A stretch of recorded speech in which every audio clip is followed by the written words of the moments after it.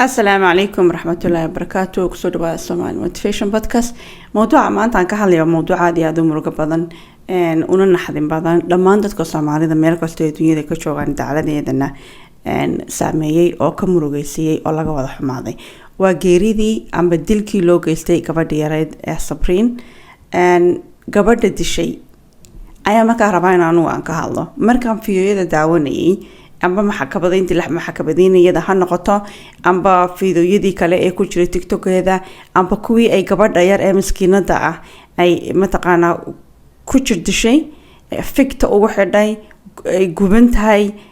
ay ka dul hadlayso codka ay ku dul duubayso waxyaabaha aad farabadan maskaxdaada ku soo dhacaya su'aalaha aad farabadan way nagu soo wada dhaceen hase yeeshee su'aalaha igu soo dhacay anigana dadka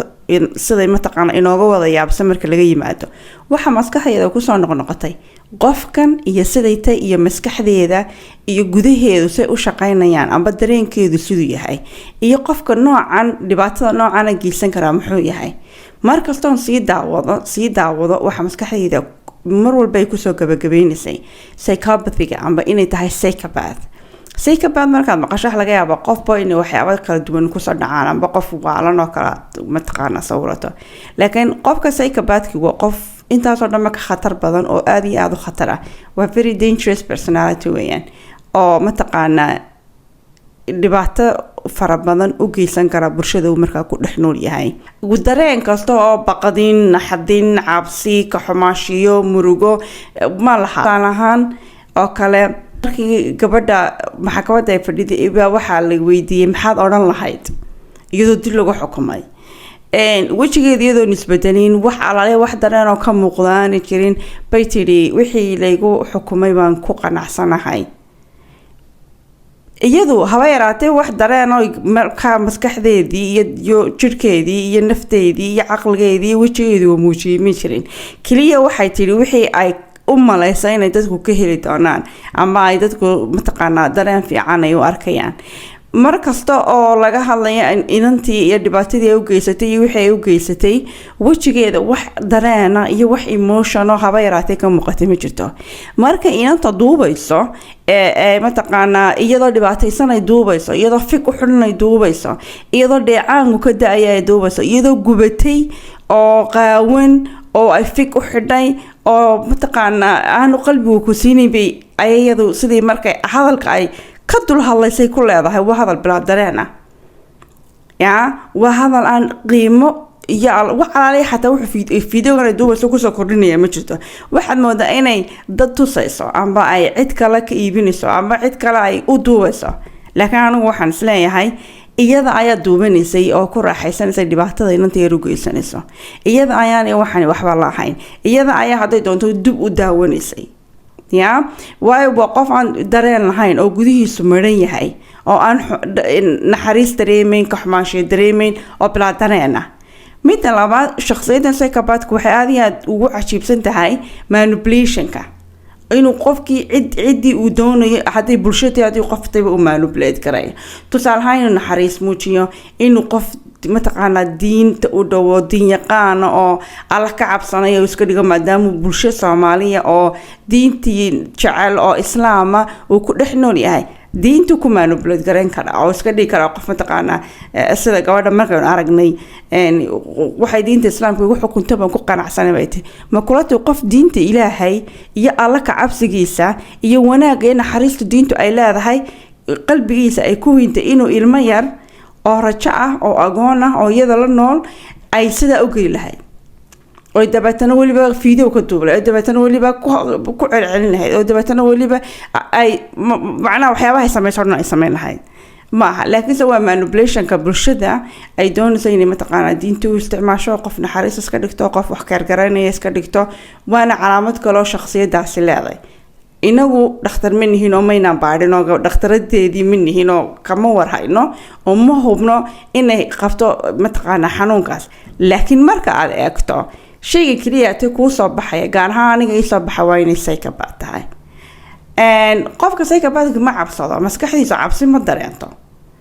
gabadhaas wax alaale wax cabsi ah meed ka aragteen markay duubayso markay dilayso marka la xukumayo marka ummadda dhex hor fadhido marnaba ma laha markaas kusoo duubo calaamadihii psychopathka mid ayaa markastood gabadha u fiirsato oo ka muuqda waxa ku tusaysa qofka psychopathka inaanu mar walba ahayn qof dadka kale ka duwan oo aad markiiba farta ku fiiqi karto mataqaana uu yahay sida gabadhan oo kale qof hooyo ah caruur dhalay guri leh xaas leh uu mataqaana nolol fiican ku nool guri qurux badan ku nool oo bulshadu aragto qof wanaagsan oo hooyo ah awlaad haysata oo ilmo kale la noolaan karo oo aanay dadku uga baqdeen ama aanay ilaahdeen qofkaas ilmaha ma korin karo ma hayn karo laakiin sidoo kale waxa aad arkaysaa qofka psychopathka ah amba dadka dhibaateeya sidoodaba guud ahaanba you abara you se ka dhigtaa target ya qofku wuxuu target ka dhigtaa mataqaana qof jilicsan qof dagan qof aan la ogaanayn qof aan laga daba tegayn qof uu dhibaateyn karo qof uu dadka ka goyn karo ya sida inantan yar imaka allaha u naxariiste gabadha yar 14 bay ahayd saqiir bay ahayd laakiin inanta yar ay jirdishay jirdilkeedii ku geeriyootay hooyaaba may lahayn inta aan ka war helay ama mataqaana aynu ku aragnay warbixinta laga bixinay kaligeed bay nooleed cid kale la nooleyd may jirin cidii ugu dhaweyd ee la noolaan karaysay ayay iyadu gabadhan noqotay haddii inanta yar hooyaaba ay lahaan lay saasoo kale miyuu dilay haddii cidi ka daba imalay saasoo kale miyuu dilay haddii cidi ka warhayn saasoo kale miyuu dilay haddii mataqaana cidii qoyskeeda ugu dhaweyd ay hayeen cid ka warhaysa oo wareysanaysa oo og oo haddaan muddo la arag laga war doonayo miyay saas ku dhicleed miyay kumay dhacdeen ya kumay dhacdeen kale waxa weeyaan waa qof la asaleed gareeyay oo qof dadka kale bulshada kale la kulmaya ma yahay waayo haddii saaxiib leedahay amba madraso tegayso amba iskuul tegayso amba cid la kulmayso waxaasoo dhan kumay dhaceen waa la arki lahaa arrinta kale maskaxda kusoo dhacaysa waxa weeyaan jaarkii iyo dadkii ay la noolid maxay booliska ugu yeedhi waayeen maxay uga hadli waayeen maxay wax uga qaban waayeen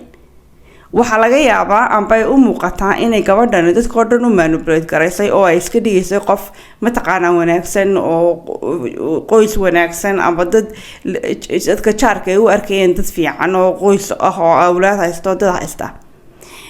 maskaxda waxa kusoo dhacaysa midda labaad kale inagu miyaynu iska indhatirnaa marka uu qof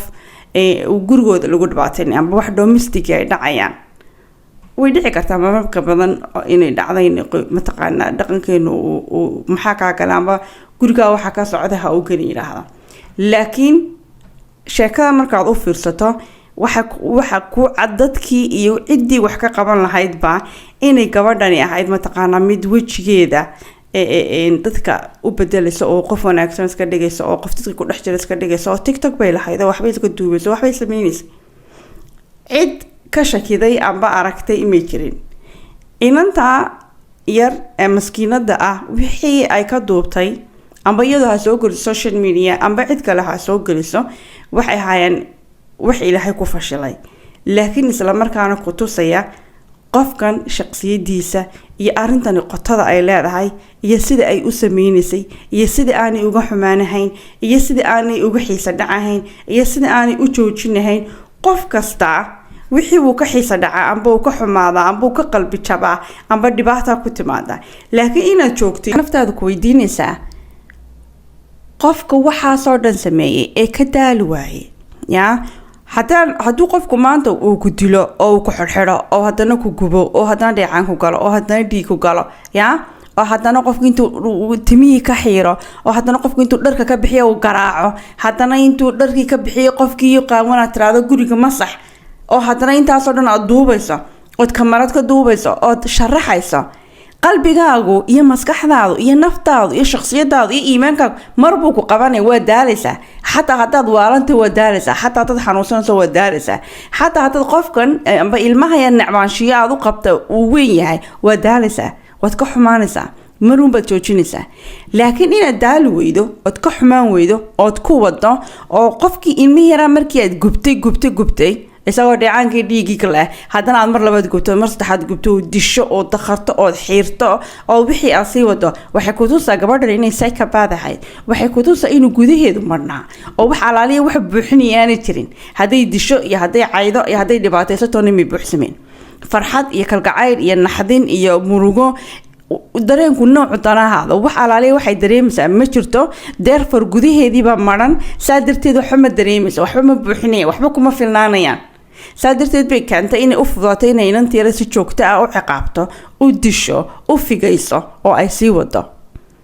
marka qofka psychopathka ah ee noocan oo kale ay nagu dhex nool miyayn garan karnaa maxaase ku garan karnaa qof ma garan kartid sababtoo ah qofkani inkastoonu dareen lahayn oon waxba dareemayn laakiin dise wuxuu baranayaa dadka loola dhaqmo wuxuu baranayaa naxdintiisa loo muujiyo kalgacaylka loo muujiyo kaxumaanshiya loo muujiyo cadhada loo muujiyo tusaale hadduu aroos la joogo la faraxsanyo la ciyaarayo farxaya baranaya dadkan ku hareereysan iyo mataqaanaa xafladaha noocan marka dhacaasa looga falceliyo baranaya haddii geeri la tago sida loo murugoodo baranaya dadka iyo bili-aadanka ku hareereysa ama bulshada ama qofka ama cidda uu la nool yahay sidii uu la noolaan lahaa uu baranaya sidii uu manipulate garin lahaa uu baranaya sidii uu isticmaal lahaa waxa iyagu qiimeeyaan buu baranaya tusaale ahaan oo kale si gabadhu uga jawaab celisay diinta markaad eegto waxa u eg tahay qof xijaaban alla ka cabsanaya diinta ilaahay xambaarsan markii dilka lagu xukumay waxay tiri waxaan ku qanacsanay waxa diinta islaamka igu xukuntay amba diinta islaamka shareecadii bay ayaan ku qanacsanahay habeen ugu tiri okay qofku waxa laga yaabaa inuu arko qabo gabadh miskiinad oo qadarkii ilaahay ku qanacsan oo wixii lagu xukumay ku qanacsan laakiin ma aha bulshada u isticmaalaysa inay ku qanciso wixii bulshada agteeda ka weyna sababtoo ah hadday tahay qof islaam oo islaamnimadu ku weyn tahay oo mataqaan naxariistii diinta islaamka xambaarsan oo qalbigeeda ku jirto ya miyay dili lahayd ilmo yar oo la jooga miyay ciqaabi lahayd ilmo yar oo la degan miyay dhibaato u geysan lahayd ilmo yar oo la jooga miyaysan uga u figayn lahayd ilmo yar oo aan qaan gaadhin oo iyadu mas-uul ka tahay ilmo yar oo rajo ah oo agoon ah diinta islaamka halkay ka taagan tahay naxariista qofka muslimka ah uu naxariisanaya ilmo yar waa mid intaa leeg hooyo intaasoo caruura dhashay ilmo yaroo iyada la jooga oo caara oo gabadh ah oon hooyo lahayn oon aabbo lahayn oon cidi arkayn oon cidi ka qabanayn oo iyada la nool qof alla ka cabsanaya dhibaato ma u geysan lahaa qof alla ka cabsanaya saasoo dhan ma ogi lahaa waa maya dareenkaa miyay dareemaysaa inoo sheegayso ma dareemayso waa psychopath diinta iyo qiimaheeda iyo quruxda inaga dhexdeena ku leedahay bay ogta iyo bulshada saa darteed baa u isticmaalaysaa saa darteed ayay inoo manipulate garaynaysaa inagii qof ahaan shaqsi ahaan iyo bulsho ahaanba yacni wax cabsi iyo ka dusheeda ka muuqatay ma jirin may cabsanayn may naxsanayn may markaliya codkeedu ismay bedelin may ilmaynin wax remorse ka xumaanshiyo dhibaatada ay geysatay may qabin codkeedii video baa la shidayaa oo wada socda oo iyadu ay samaysay oo iyadu ay duubtay markaasay ku leedahay ma garanayo wax igu dhacay ma garanayo okay mar ma garanayso wax kugu dhacay mar labaad ma garanayso mar saddexaad ma garanayso maalin walba markaa duubi jirtay markaa wixii kugu dhacay ma garanayso suurtagal maaha su-aalo fara badan baa maskaxaada kusoo dhacaya marka waxa weeyaan يعني waa wax aad iyo aad looga xumaado aniguna markaan ka hadlay wax laga yaabaa emotional ahay waan ka xumahay laakiin tiisa dadkeena amba bulshadeenu casharka aynu ka barayno amba waxay nooga soo dhexbaxaya waxa weeyaan qof u eeg inuu nolol fiican ku nooliyay isaguna uu wanaagsan yahay oo hooyo ah oo xaas ah oo reer leh oo awlaad leh oo xijaaban oo nool oo guri fiican ku jirta oo u aragto inuu ilmo la noolaan karo oo ilmo raja ay daryeeli karto oo aduguba odhan leed reerka cid u dhaantaa ma jirto inuu gurigii bahal ku jiray oo ilmaha yar uu gurigii ku dhex qaabna dadka jaarka la ah ee inanta ag deganaa waxaasoo dhibaato ku dhacaysay ma inay maqluwaayeenba mise waa inay mataqaan dadkan odhanay maxaa kaa galay danahaaga qabso oo guriga ha gelin macna dhaqankeena miyaa inaynu qofka dhibaataysan ilmiyo dhibaataysan inaynu eegi weyno waxa laga yaabaa inaana maskaxeena ku soo dhacay inay qofkaasi amba gabadhaasi sida uu xijaabanay gabadha caadiga u eegay hooyada caadiga u eegay dhibaato aan ka muuqan inaan markiiba maskaxeena ku soo dhicin inuu qofkaasi yahay qof dilaaya oo ciqaabaya ilmihii gurigiisa ku noolaa laakiin dise waa inay imaka laga bilaabo u fiirsanaa dadka aynu ogaan inay dadka psychopath inagu dhex nool yihiin in dad xanuuno kale cajiiba qaba inay inagu dhex nool yihiin in dadka dilaya dadka ciqaabaya inagu dhex nool yihiin horey uga dhacday wadanka in dad dilay ay jireen oo sidee u dilayaan ka yaabnay oo maskaxdooda is weydiinayso sidoo qofku saas uu kale ugu dili karaa qofka waxa qabta iimaankiisa iyo maskaxdiisa haddii qofku maskaxdiisa aanay meesha joogin oo qof xanuun qaba yahay oonu waxba dareemeyn ka xumaanshiyo dareemeyn mataqaana dambi dareemeyn naxdin dareemeyn murugo dareemeyn waa robot waa qof wuxuu doono sameyn kara oo aad iyo aad u khatar badan marka in mataqaana qofka dhibaataysan qofku arko uu fiirsado qofka jaarkiisa ay dhibaato ku nool qofka cid kale dhibaateynaya qofka maalin walba isagoo nabar ku yaalo guriga ka soo baxaya ilmaha gabadha ninka cid kasta imika waxaan aragnay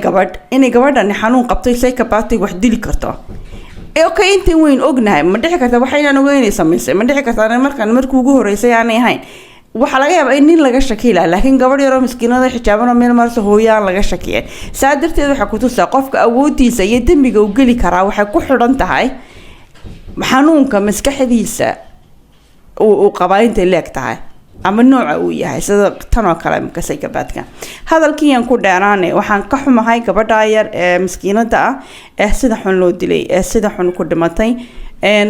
malageedii baa galay oo lama badbaadin karin qof walba sidoo ku dhimanayo sidoo ku baxayo waqtigu baxayo waa waqtigii Ilaahay uu qadaray laakiin waxaan rajaynayaa gabadhaas dilaaga ah ee psychopathka ah inay marta cadaalada oo ay ku dhaco wax kasta oo qalma dhibaatadii ay u geysatay ilmaha yarna in Ilaahay aakhiro kullu waa laga jaray adduunkan ay kaga jarno aad baan uga xumahay samiri iimaan bulshada Soomaaliyeed oo dhan Ilaahay ka siiyo.